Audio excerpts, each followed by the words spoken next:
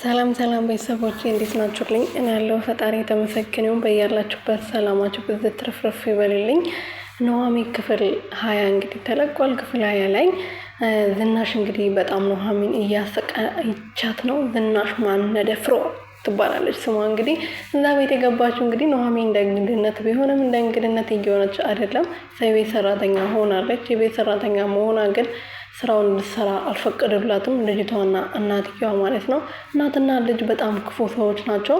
በጣም የሚያስጠሉና ለሰው ልጅ ክብር የሌላቸው፣ ሰውን የቆሻሻ ሀያል ራሱ የማያከብሩ ሰዎች ናቸው ማለት ነው። እና በጣም ነው የምታስጠላው ሴትዮዋ። አነጋገሯ በጣም እያናገረቻት ነበረና አንቺ እና አባትሽ እናንተ ቆሻሻ ናችሁ፣ ከኔ ልጅ ጋር መታየት የሌለባችሁ፣ እንኳን መቆም አይደለም ማውራት እንኳን የለባችሁም፣ ከኔ ልጅ ጋር አትመጣጠኑም ብላ በተደጋጋሚ ስታናገራት ነበር። እኔ ይሄናል ለምን ነው የምትጸየፉን? እኛም እኮ ልክ እንደናንተ ሰዎች ነን። ጊዜ ጥሎ ነው እንጂ እዚህ የተገኘ ነው።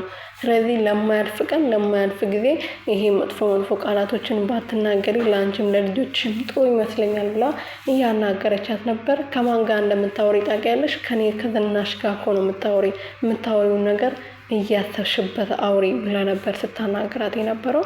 ልጄን አታገቢውም፣ ስለዚህ የማየውን ተስፋ ይዘሽ እዚህ ቤት ውስጥ እንደዚህ ባትሆኚ ጥሩ ነው። አባትሽን ይዘሽ ኮተቱሽን ይዘሽ ከዚህ ቤት ብትወጪ እኔ ደስ ይለኛል ብላ እያናገረቻት ነበር። እኔ ከልጅሽ ጋር ምንም ኖረኝም አይችልም፣ እንድኖረኝም አልፈልግም። ምክንያቱም ልጅሽን አልወደውም፣ እኔ አልፈልገውም። ወይዘሮ ዝናሽ እንግዲህ ፍቅረኛ አለሽ ወይ? ፍቅረኛ ካለሽ ቀጥ ብለሽ አምጥተሽ ለባለቤቴ አስተዋውቂው። ባለቤቴ ከዛ በኋላ ፍቅረኛ አላት ብለው ከናሆሜ ጋር እድራት አለው ናሆሜ ጋር እድር አለው ወይም ደግሞ አጋባቸዋለሁ ብሎ የሚያስበውን ነገር ተስፋ ይቆርጣል። ስለዚህ ፍቅረኛ ባይኖርሽም በግድሽ ከየትም አምጥተሽ ይሆን ፍቅረኛ አለኝ ብለሽ አምጥተሽ አስተዋውቂው ብላ ነበረ። እኔ ፍቅረኛ የለኝም፣ እሱም ደግሞ እንትን ለማለት ወይም ደግሞ እሱ ተስፋ እንድቆርጥ ብዬ የሌለኝን ነገር አምጥቼ ማስተዋወቅ አልችልም። ግን እንደማልፈልገውና ከልጆት ከመጋባት እንደማልፈልግ በግልጽ እነግራቸዋለሁ እንጂ እንደዚህ የማደርግበት ነገር ምክንያት ምንም ነገር የለም ብላ ነበር ስታስረዳት የነበረው።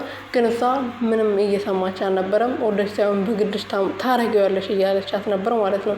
ናሆሜም ደግሞ በጣም የሚያፈቅራትና እንደ አይኑ ብሌን የሚሳሳላት ፍቅረኛ አለችው። እሷ ባታፈቅረውም እሷ ለገንዘብ ብላ ብትቀርበውም እሱ ግን እንደምታፈቅረውና ከሱ ጋር መሆን እንደምትፈልግ ነው የሚያውቀው። እንግዲህ እንጋባ ቶሎ ብለን እንጋባ ብለዋለች። ከዚህ በፊት እምቢ እያለች ነበረ። አሁን ኑሃሚን ስለመጣች እንጋባ ብለዋለች። ናሆሜ ደግሞ ምን